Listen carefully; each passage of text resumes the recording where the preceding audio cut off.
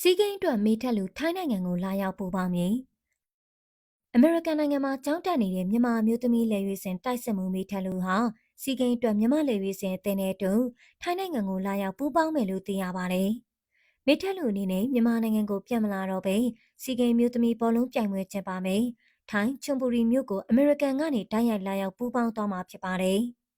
မြန်မာမျိုးသမီးလေရွေးစင်အသင်းဟာမြန်မာနိုင်ငံကနေစီကိန်းကျင်းပမယ့်ထိုင်းနိုင်ငံကိုဒီဇင်ဘာလ2ရက်နေ့မှာထွက်ခွာမယ်လို့သိရပါတယ်။မြန်မာအသင်းအနေနဲ့ပထမဆုံးပွဲကို12လပိုင်း9ရက်နေ့နေ့လယ်3နာရီခွဲအချိန်မှာဖိလစ်ပိုင်အသင်းနဲ့ကစားမှာဖြစ်ပါတယ်။ဒုတိယပွဲနဲ့တတိယပွဲတို့ကိုတော့10ရက်နေ့နဲ့17ရက်နေ့နေ့လယ်3နာရီခွဲအချိန်မှာမလေးရှားဗီယက်နမ်တို့နဲ့ရှင်ပြိုင်ကစားမှာဖြစ်ပါတယ်။ဒီပြိုင်ပွဲမှာမြန်မာလေရွေးစင်အမျိုးသမီးအသင်းအနေနဲ့ဘလို့ရလက်တွေထွက်ပေါ်လာမလဲ။ဘယ်အဆင့်ထိတက်ရောက်သွားနိုင်မလဲချန်ပီယံဖြစ်နိုင်မလားဆိုတော့ comment မှာပြောပြခဲ့ကြပါအောင်ရှင်